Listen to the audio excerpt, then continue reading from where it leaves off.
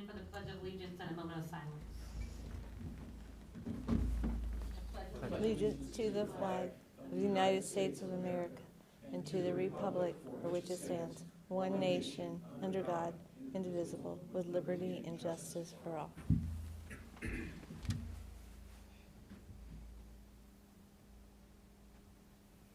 Thank you.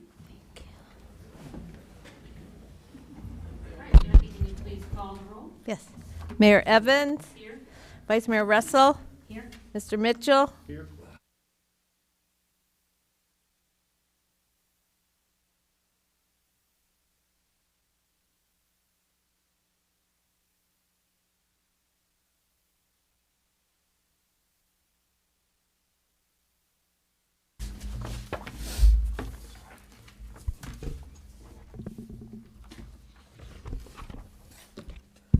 All right. Thank you for the opportunity to present the 2022 Milford Police Department Annual Report. The report serves as a yearly summary of department data, statistical information, and metrics that allow us to measure the effectiveness of our deliverable services. My presentation tonight will focus on the critical functions of our operation. However, the full report is available on our webpage at milfordohio.org. In 2022, we celebrated the careers of 2 longtime members who retired, welcomed 2 new faces, and continued to implement new outreach programs and forge new partnerships with the community. As usual, the men and women of the Milford Police Department rose to the challenge and took advantage of every opportunity to give our residents excellence in policing by doing the right thing at the right time, in the right way, and for the right reason. Succession planning, recruitment, and retention were a top priority in 2022. Thanks to the support of City Administration, City Council, and the Personnel Commission, we implemented a new lateral entry program that resulted in the hiring of 2 exceptionally experienced police officers. We continued to strengthen our health and wellness program to ensure our officers were at their very best day in and day out. The new on-duty workout policy has been very successful, and our long-standing commitment to excellence in policing was evidenced by our 7th successful CALIA accreditation on site. A grant from Governor DeWine's office helped offset the cost of implementing body-worn cameras. I agreed to suspend our tattoo policy during the month of October as a fundraiser for breast cancer awareness, which not only helped support a local woman with medical bills, but also revealed that our residents strongly supported a policy change. Our women's self-defense class was expanded in 2022 to include a partnership with the Miami Township Police Department's youth summer camps. And lastly, we were pleased to welcome back 3 new programs from last year: the Weiler Driven Project, No Shave November, and the Golf Cart Christmas Parade. As you'll see from this report, the results of the hard work and dedication of my staff are undeniable. It's an honor to work with such dedicated professionals in service of such a grateful and supportive community. In 2022, we patrolled over 145,000 miles, received over 50 hours of in-service training, wrote 13,738 reports, made 462 arrests, conducted 2,880 traffic stops, investigated 263 auto accidents, and issued 1,872 citations. Notice the direct relationship between traffic stops, represented by the red and green lines, and auto accidents, represented by the blue line. As you can see, when traffic citations go up, auto accidents go down, and conversely, when citations go down, auto accidents go up. Part 1 crimes have continued to steadily decline since 2012. Research would suggest that could be attributed to high visibility enforcement, preventative patrols, or community policing. I don't have any empirical data to support any of those theories, but nonetheless, it's good news. Are there any questions so far? Response to resistance, also referred to as use of force, is the highest liability function in our operation.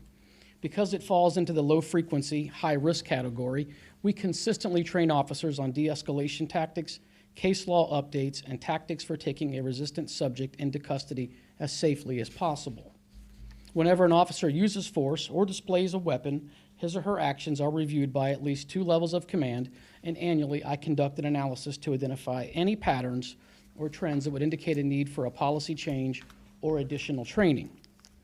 Last year, officers arrested 462 people and issued 1,872 citations and had only 1 use of force. The aforementioned use of force on arrested or detained people indicates that 99.999% of the time, officers of the Milford Police Department accomplish their objective without any use of force. This level of force is well within the FBI parameters on force involving 1% of all arrested or detained persons. There is no consistent variable in terms of officer involved, suspect, location, or race that would indicate an identifiable trend or causative factors for concern. The one instance of a response to resistance in 2022 represents a 66% decrease over 2021. With only one occurrence, a significant in-depth analysis is not possible. However, the following findings are provided. There were no complaints filed because of a use of force. The one incident involved a suspect wanted on 4 felony and 3 misdemeanor warrants. The suspect involved resisted arrest by running, pulling away, biting, and attempting to disarm the officer. The arresting officer attempted physical and verbal de-escalation tactics. The officer also used weaponless tactics before resulting to the use of a taser. The suspect involved was a 30-year-old male Caucasian who was in possession of and under the influence of narcotics. Are there any questions so far? Traffic pursuits are another high-risk, low-frequency practice and therefore must be closely scrutinized. Milford police officers may initiate an emergency vehicle pursuit whenever a law violator clearly exhibits the intention of avoiding arrest by using a vehicle to flee and elude the officer. However, a justified pursuit occurs only when the necessity of apprehension outweighs the level of danger created by the pursuit. An administrative review is completed by the officer's supervisor to determine if the pursuit was within policy and to address equipment and training needs. The administrative review was forwarded to the assistant chief and me for final approval. However, in 2022, there were no pursuits initiated by Milford officers, nor did any officer assist with an outside agency pursuit. We conduct in-service training on emergency vehicle operations and review our policy annually. And as a reminder, in the last 6 years, we terminated 78% of pursuits in the interest of traffic safety. Any questions on traffic pursuits? One of the most important functions administered through my office is that of internal affairs. As a contemporary police agency, we engage in high liability activities with the corresponding need to maintain the integrity of our operations and the ethical conduct of our members. It's our policy to investigate all complaints and allegations in a manner that will assure the community of prompt corrective action in the event of employee misconduct, while at the same time protecting our employees from unwarranted criticism pursuant to the proper discharge of their duties. In 2022, there were no investigations because of a citizen complaint and only one internal complaint that was initiated by a member of command staff. The low ratio of complaints compared to the thousands of public contacts initiated by our employees is indicative of a self-disciplined professional staff. Any questions? A fundamental right guaranteed by both the U.S. and Ohio constitutions is the Equal Protection Clause. Everyone, citizen and alien alike, is entitled to walk, drive, and move about in public free from police interference so long as they obey the law. Those who commit infractions must receive equal and fair treatment regardless of their race, color, ethnicity, sex, sexual orientation, physical handicap, religion, or other belief system. Our officers receive annual anti-bias training, and sergeants are tasked with daily monitoring of officer-initiated contacts to identify any unusual patterns that would indicate the presence of bias-based profiling.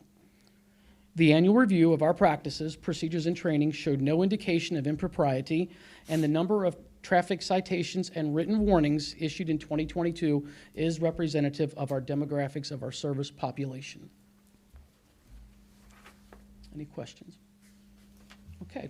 Lastly, the annual report not only showcases our strengths, it also identifies areas where we could improve.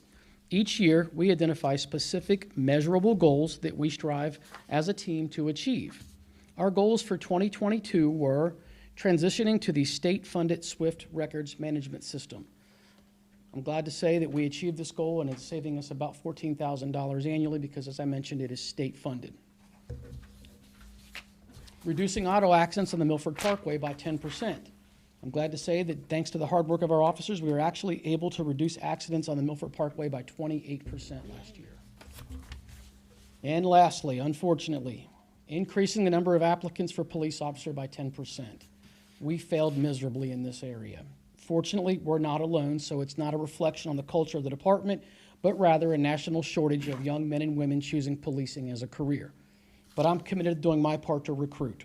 Rather, it's when I teach at UC's Police Academy, at my nonprofit martial arts program, or any opportunity I'm granted to speak to our youth. I love talking about how rewarding my career has been. Our goals for 2023, to expand our health and wellness program. Thanks to the support of City Council, we've already initiated the process of implementing this new app.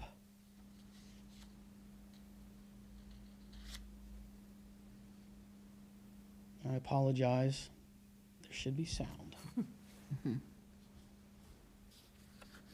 I'll tell you a little bit about it. The Cortico app is loaded with resources for officers and their spouses. That includes our retired officers to access 24/7. Whether it's reaching out to a member of our clergy, something through our employee benefits program, the PEEP program, for example, the Public Employee Assistance Program, to help them deal with whatever they may be struggling with. It is completely anonymous. We do get a report on how often it's used, but we never know who uses it. But the beauty of it is it's completely anonymous, and it's available to spouses as well. One thing I've learned as a police chief is a lot of times the officers won't tell you the truth when they're really struggling, but the spouse will.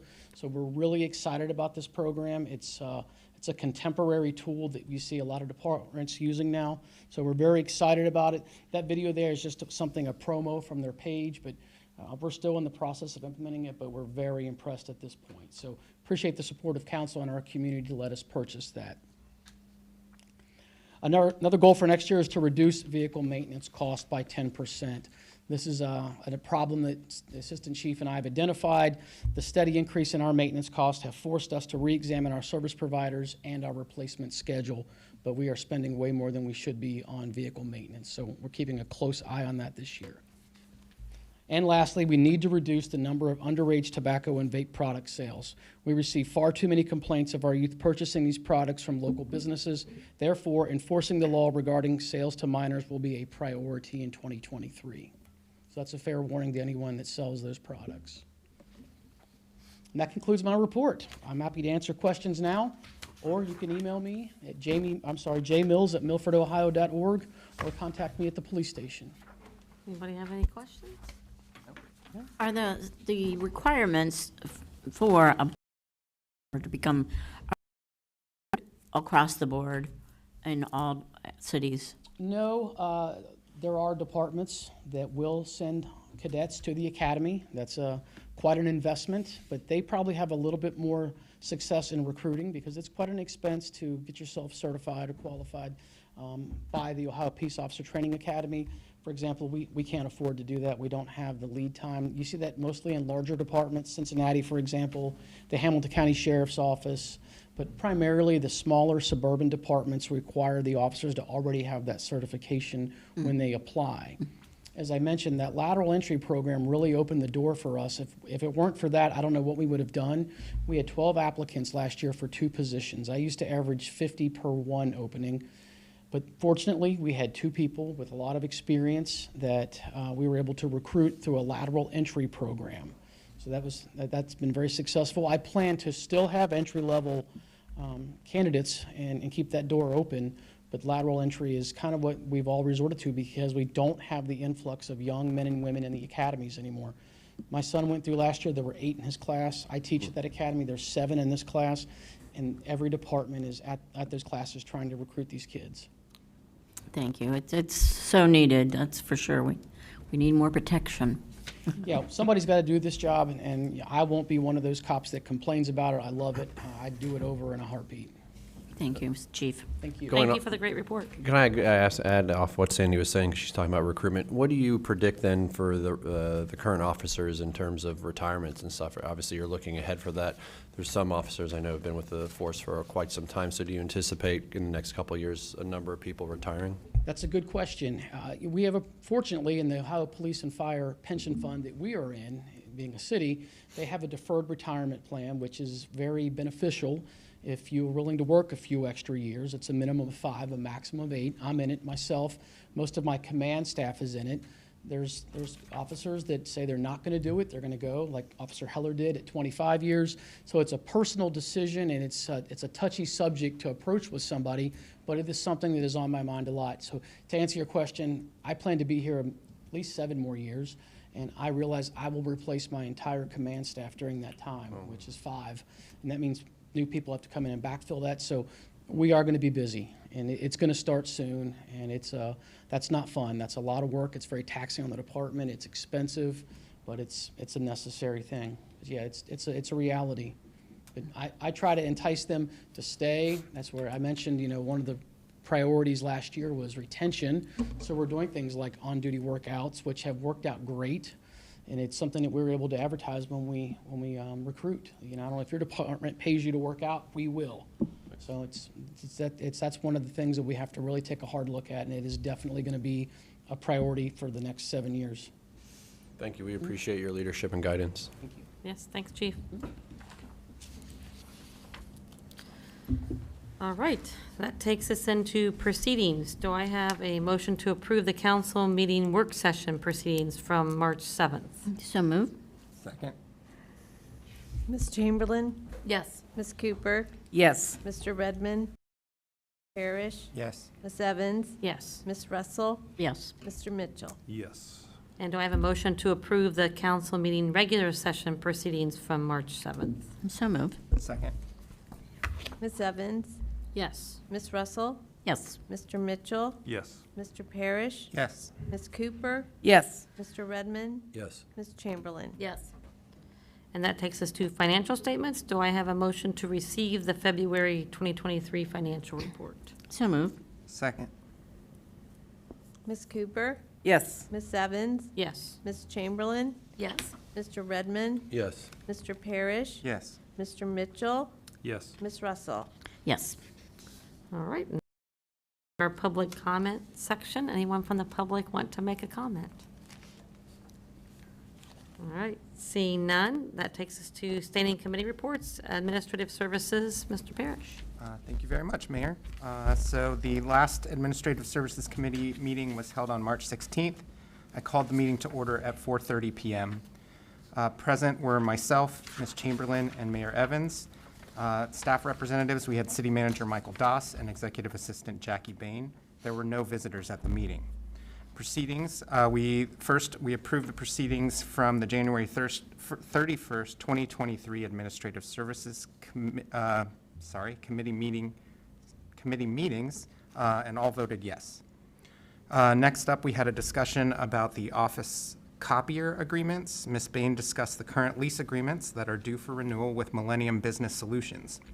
Reviewed were the comparisons of the current lease agreements for copier equipment at City Hall to the newly proposed lease agreement. Also reviewed the excellent customer service that Millennium Business Solution provides to the city offices. We will save $150 in document fees, and the current lease rate will increase by $40 a month. Copy costs will remain the same. Copiers will be upgraded to newer models to stay technically productive for the offices. The committee at that point agreed to recommend that the law director draft an ordinance authorizing an agreement with Millennium Business Systems for a 5-year copier lease agreement for the administrative offices and police department copiers. Second. Ms. Russell? Yes. Mr. Mitchell? Yes. Mr. Parrish? Yes. Ms. Cooper? Yes. Ms. Chamberlain? Yes. Mr. Redmond? Yes. Ms. Evans? Yes.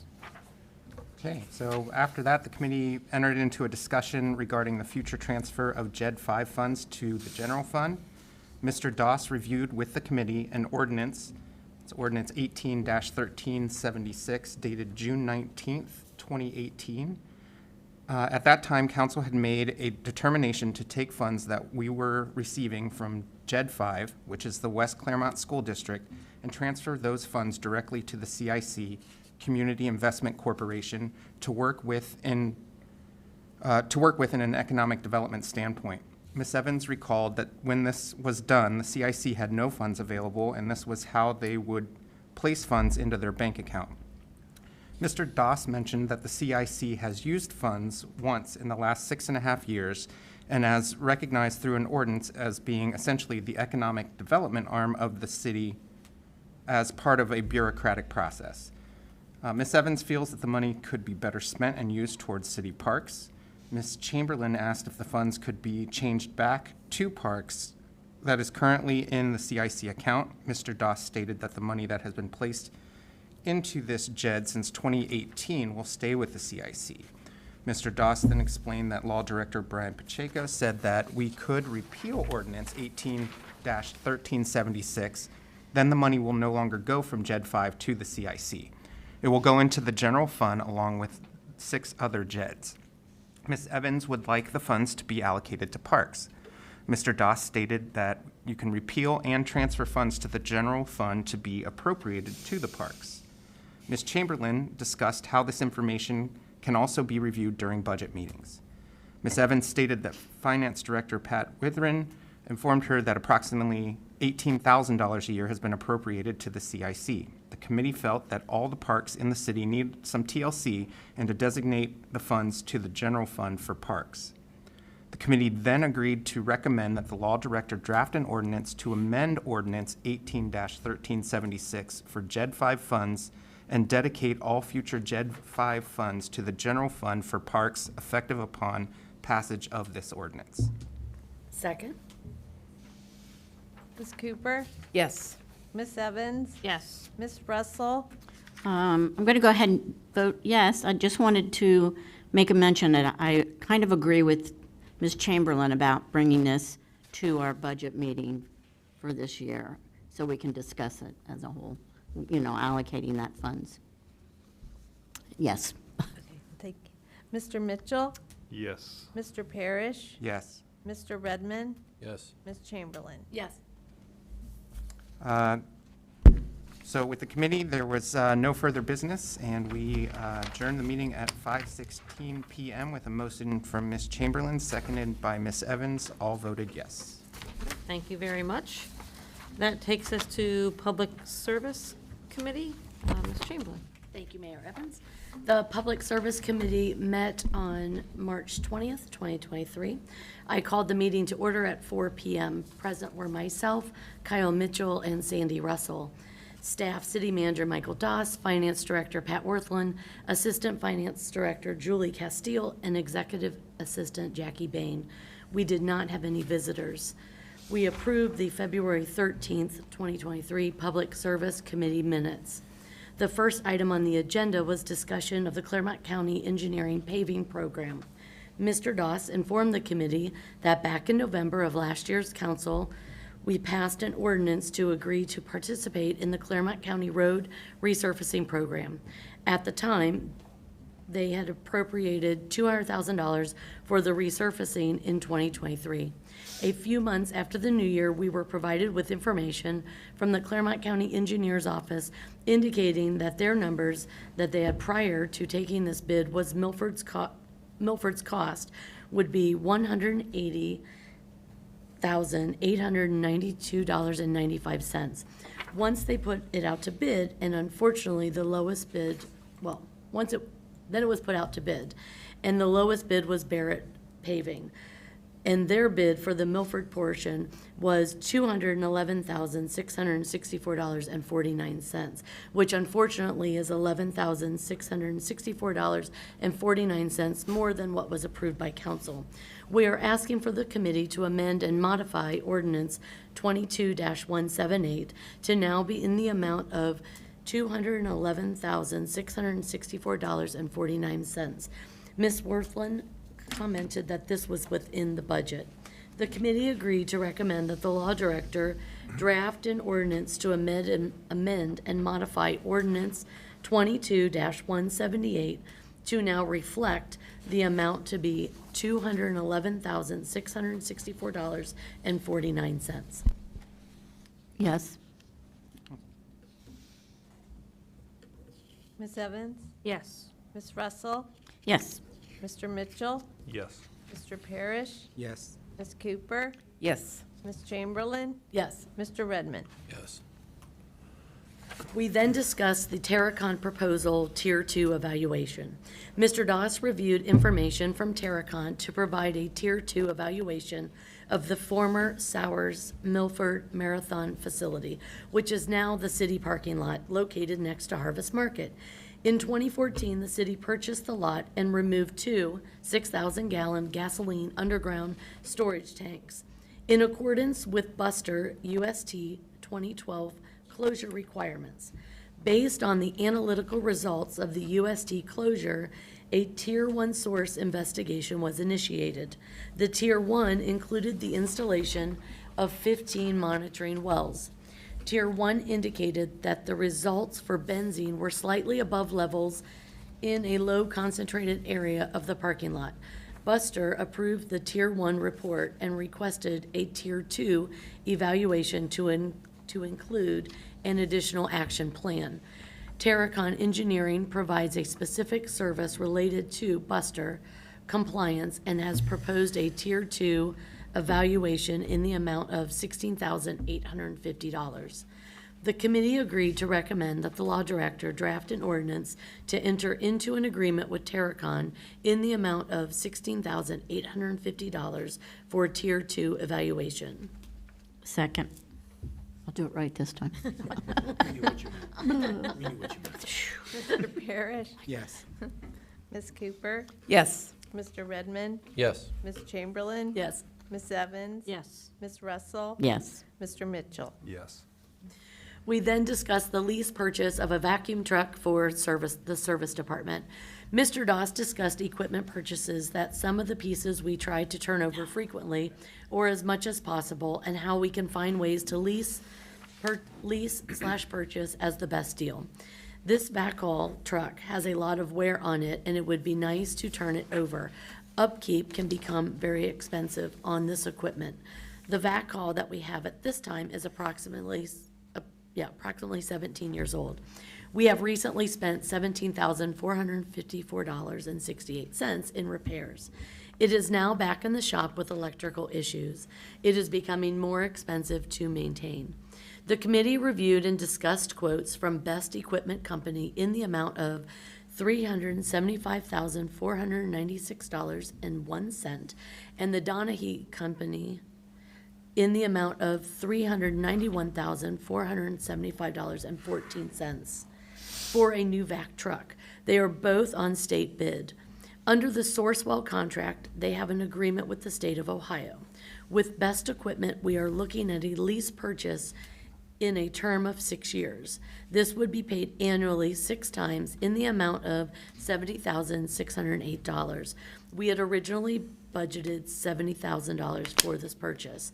The committee agreed to recommend that the law director draft an ordinance for the city manager to enter into an agreement with Best Equipment to be financed in 6-year terms in the amount of $375,496.01.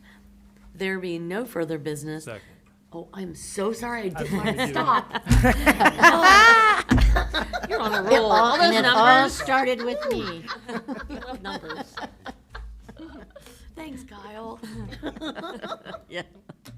Ms. Cooper? Yes.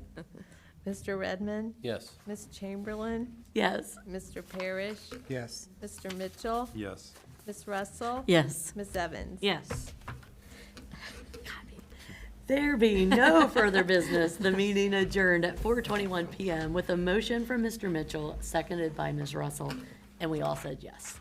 Thank you very much. All right, that takes us to Fire and EMS, Chief Baird. So glad we can laugh at ourselves. Yeah, just you tonight. We already got his report. Threw me off guard. I thought I had another, 10 minutes. 10 minutes or so there. Sorry, Jamie. Thank you.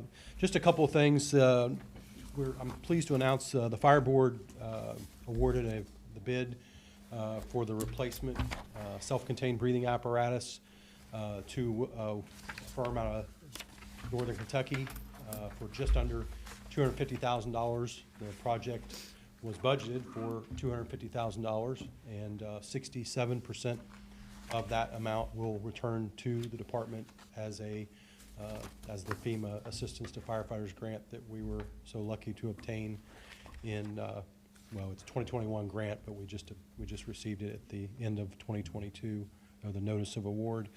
And so we're in the process of putting the equipment on order. We don't expect to see it until around the third or fourth quarter of this year, but they're going to be doing a lot of the preliminary work. Each one of the firefighters have to have their mask fit testing completed in order to order the proper number of each size mask. So that'll take a little bit of time to do that, and then after that, it's just waiting on the supply chain to catch up with our needs.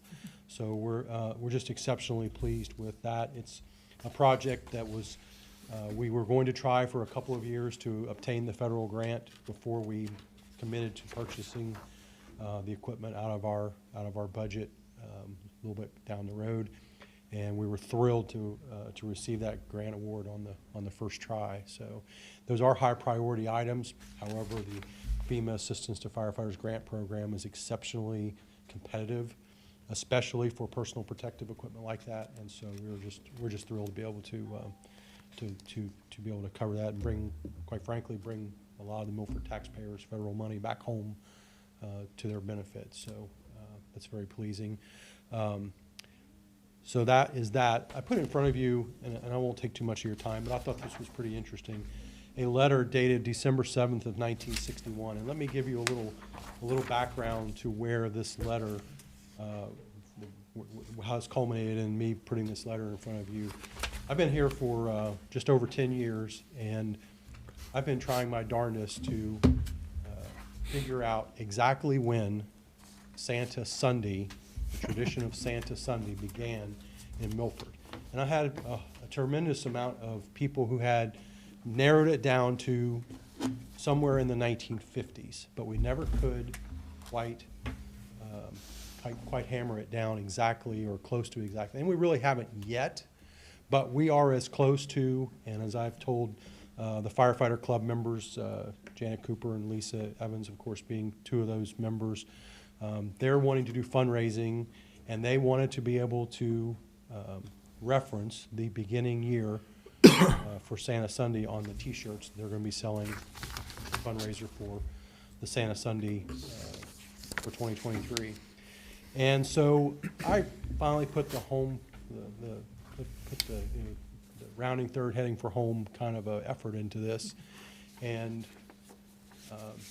reached out to a lot of people who knew the history of Milford and just said, look, we got to figure something out. Help me out here. Well, former Fire Chief Howard Cannell reached out to me a couple of weeks ago and said, I think I've got it. And he was able to present this letter. And I am going to just kind of go through it. It's dated December 7th, 1961. It's from the village of Milford, from then Mayor Robert A. Rinkhoff. And about 10 years ago, the Milford Volunteer Fire Department, under the leadership of Chief Paul Bosch, made a decision to dispense with their usual Christmas party and spend the time, money, and effort for the benefit of the kids of Milford and surrounding territory. And the thought was, as it is today, to fill the stockings with candies and fruits and nuts and deliver them on a fire truck with Santa Claus. The firemen figured out that this would make a lot of little ones happy. Maybe some child will get a present that they might not get anything at all. And so, just going through this, it appears that, based upon the comment about 10 years ago, going backwards from December of 1961, we think that 1952 is the more accurate date. And now, with that said, and I have obviously I have a number of people who are watching your council meeting tonight. I would love to have something that disputes that or definitely says, now you're wrong. But we've been searching for the better part of 10 years, and this is the best evidence that I've been presented with that indicates the tradition starting, when the tradition started in the city. So the Firefighters Club is wanting to move forward with their fundraising. They want to reference a date, and unless, and I'm more than welcome to hear it from anybody on the board or on the council or anybody in the community that can give me. And there's been some great people, you know, the names that you know, who are, you know, very much into the history of Milford, who have been on the case for quite a while now. And this has been our best indication of when it started, as 1952. So that's probably where we're going to land. But we'll see. Maybe somebody will come up with some even better piece of evidence. But anyway, I wanted to share that with you. I thought it was very interesting. And I appreciate your time. If you have any questions. Thank you. I heard the Easter Bunny also called the firehouse, and the Easter Bunny is getting to ride on the fire truck, The Easter maybe? Bunny just April 8th. loves to ride on the fire truck for the extravaganza this year, which is April 8th, I 8th. believe, Yes, yes. that's right. So caught me off guard there. Careful, don't do So that. not only do you haul Santa Claus around, but you haul the That's right. Easter Bunny around. Well, that was one of the things that unfortunately we were able to go out during COVID, and we took the bunny around, I think, 2 years. I would love for that to have been a tradition that continued, but, you know, in the interest of time. Yeah. But I think it was great, kind of one of those things, you know, during the period we were shut down with COVID, Yes. to be able to do that. Yes. But- So we'll just revert back to the regular. All right. Thanks for your time. I Thank you very appreciate much. it. Thank you. All right, that brings us to council comments. Anyone on council have any comments? I do. Yeah. I just want to do more of a plug. The Spring Litter Cleanup Shred Day and our Arbor Day celebration is going to be on April 22nd. And this year, to celebrate Arbor Day, we have 10 trees that have been donated from Madison Tree and Greenfield Plant Farm that the city is going to be giving away in a raffle, so to speak. And the entry form will be on our website, and it'll also be on our Facebook page, open to all the citizens of, all the residents to fill out that entry form. And then we're actually going to select the 10 winners on Arbor Day during the celebration. So keep an eye out for those details. They are also 10-gallon trees, so they're a nice size trees. They're not just little saplings. They're a good tree, so. All right, thanks for all your work with the tree program. Appreciate that. Anybody else? Am I eligible? All right, then I will turn it over to our birthday boy, Mr. Pacheco, for ordinances and resolutions. Thank you, Mayor. And I do want to thank, I noticed the lovely presents, so thanks to the mayor, thanks to council, Mr. Goss, Ms. Bain, thank you very much. And not, as I've mentioned to many people today, I'm not a year better or smarter, just a year older. So hopefully I try not to prove that too much this year. Ordinance number 23-2001, an ordinance authorizing the city manager to execute a 5-year lease agreement with Millennium Business Solutions for copiers for use by administration and police. Now therefore be it ordained by the Council of the Municipality of Milford, Ohio, Section 1. The Council of the City of Milford hereby authorizes the city manager to enter into a 5-year lease agreement for copiers for use by administration and the police department with Millennium Business Solutions. The terms and conditions of this lease are set forth in the attached document and fully incorporated by reference under and in accordance with Section 12.03 of the Milford City Charter, Section 2 under and in accordance with Sections 12.05 and 12.07 of the Milford City Charter. This ordinance shall become effective immediately upon its passage by City Council. Move to suspend the rules and read by title only. Second.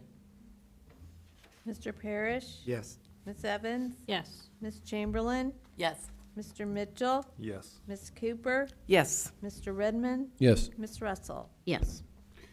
Ordinance number 23-201, an ordinance authorizing the city manager to execute a 5-year lease agreement with Millennium Business Solutions for copiers for use by administration and police. Motion to adopt. Second. Mr. Mitchell? Yes. Ms. Russell? Yes. Ms. Evans? Yes. Mr. Parrish? Yes. Ms. Cooper? Yes. Mr. Redmond? Yes. Ms. Chamberlain? Yes. Ordinance number 23-202, an ordinance amending ordinance number 18-1376 concerning the transfer of funds from JED 5 and authorizing the transfer of such funds. It's not JED 5, it's JED V, isn't it? Or is it JED 5? Is it 5? Yeah, that's what I 5. All right, JED 5, and authorizing the transfer of such funds to Fund 204. Thank you. Now therefore be it ordained by the Council of the Municipality of Milford, Ohio, Section 1. The Council of the City of Milford previously enacted ordinance number 18-1376 concerning the transfer of funds from JED 5 to the Milford Community Improvement Corporation, and desires now to amend ordinance number 18-1376 to provide that the JED 5 funds now be transferred to Fund 204 rather than to the MCIC, because doing so is in Milford's best interest. Section 2, under and in accordance with sections 12.05 and 12.07 of the Milford City Charter, this ordinance shall become effective immediately upon its passage by City Council. Move to suspend the rules and read by title only. Second. Mr. Mitchell? Yes. Ms. Russell? Yes. Ms. Evans? Yes. Mr. Parrish? Yes. Ms. Cooper? Yes. Ms. Chamberlain? Yes. Mr. Redmond? Yes. Ordinance number 23-202, an ordinance amending ordinance number 18-1376 concerning the transfer of funds from JED 5 and authorizing the transfer of such funds to Fund 204. Motion to adopt. Second. Ms. Russell? Yes. Ms. Chamberlain? Yes. Ms. Evans? Yes. Mr. Mitchell? Yes. Ms. Cooper? Yes. Mr. Parrish? Yes. Mr. Redmond? Yes. Ordinance number 23-203, an ordinance authorizing the city manager to enter into a lease purchase agreement to procure a vacuum truck with best equipment for use by the service department to be financed in six yearly terms, meaning I have 6 years. It sounds like 6-year terms. I didn't like how I wrote that, so I'm going to add yearly, okay? Just yearly to the title. And in the amount of $375,496.01. Now therefore be it ordained by the Council of the Municipality of Milford, Ohio, Section 1. The Council of the City of Milford hereby authorizes the city manager to enter into a lease purchase agreement to procure a vacuum truck for use by the service department with best equipment to be financed in 6 yearly terms in the amount of $375,496.01 pursuant to and in accordance with the terms and conditions of this lease agreement attached hereto, which terms are fully incorporated as if fully rewritten herein, under and in accordance with Section 12.03 of the Milford City Charter. This lease purchase is authorized under Section 11.09 of the Charter because it is made through the Ohio Sourcewell Cooperative Purchasing Program, contract number 101221-GRD. Section 2, under and in accordance with Sections 12.05 and 12.07 of the Milford City Charter, this ordinance shall become effective immediately upon its passage by City Council. Move to suspend the rules and read by title only. Second. Ms. Chamberlain? Yes. Ms. Cooper? Yes. Mr. Redmond? Yes. Mr. Parrish? Yes. Mr. Mitchell? Yes. Ms. Russell? Yes. Ms. Evans? Yes.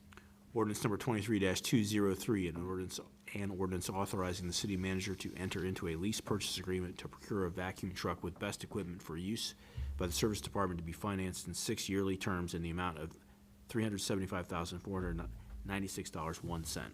Motion to adopt. Second. Ms. Evans? Yes. Mr. Redmond? Yes. Ms. Chamberlain? Yes. Ms. Russell? Yes. Mr. Mitchell? Yes. Mr. Parrish? Yes. Ms. Cooper? Yes. Ordinance number 23-204, an ordinance authorizing an agreement with Terracon Consultants, Inc. for their for Tier 2 evaluation services at the former Sowers Milford Marathon site. Now therefore be it ordained by the Council of the City of Milford, Ohio, Section 1.